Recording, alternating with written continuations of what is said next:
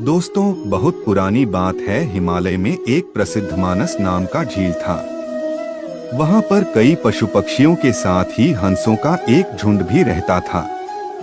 उनमें से दो हंस बहुत आकर्षक थे और दोनों ही देखने में एक जैसे थे, लेकिन उनमें से एक राजा था और दूसरा सेनापति। राजा का नाम था बुद्धिमान और सेनापति का नाम विनम्रा था। झील का नजारा बादलों के बीच में स्वर्ग जैसा प्रतीत होता था। उन समय झील और उसमें रहने वाले हंसों की प्रसिद्धि वहां आने जाने वाले पर्यटकों के साथ देश विदेश में फैल गई थी।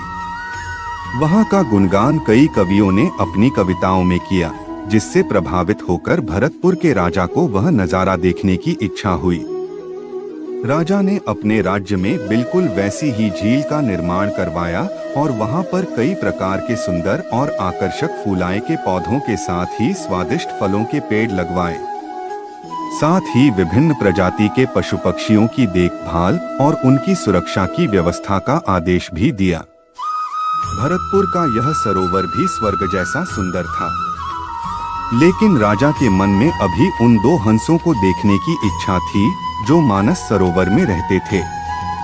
एक दिन मानस सरोवर के अन्य हंसों ने राजा के सामने भरतपुर के सरोवर जाने की इच्छा प्रकट की, लेकिन हंसाए का राजा समझदार था। वह जानता था कि अगर वो वहां गए तो राज उन्हें पकड़ लेगा। उसने सभी हंसों को भरतपुर जाने से मना किया, लेकिन वो नहीं माने। तब राजा और सेनापति के साथ सभी हंस भरतपुर की ओर उड़ चले। जैसे ही हंसों का झुंड उस झील में पहुंचा, तो अन्य हंसों को छोड़कर प्रसिद्ध दो हंसों की शोभा ज्यादा था। सोने की तरह चमकती उनकी चोंच, सोने की तरह ही नजर आते उनके पैर और बादलों से भी ज्यादा सफेद उनके पंख हर किसी को अपनी ओर आकर्षित कर रहे थे। हंसों के पहुंचने की खबर राजा को दी गई। उसने हंसों को पकड़ने की युक्ति सोची और एक रात जब सब सो गए तो उन हंसों को पकड़ने के लिए जाल बिछाया गया। अगले दिन जब हंसों का राजा जागा और भ्रमण पर निकला तो वह जाल में फंस गया।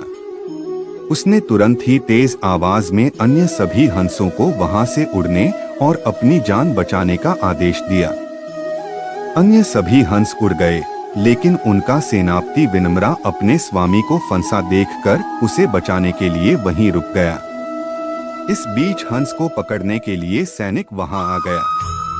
उसने देखा कि हंसों का राजा जाल में फंसा हुआ है और दूसरा राजा को बचाने के लिए वहां खड़ा हुआ है। हंस की स्वामी भक्ति देखकर सैनिक बहुत प्रभावित हुआ और उसने हंसों के राजा को छोड़ दिया। हंसों का राजा समझदार होने के साथ साथ दूरदर्शी भी था। उसने सोचा कि अगर राजा को पता चलेगा कि सैनिक ने उसे छोड़ दिया है तो राजा इसे जरूर प्राणदंड देगा।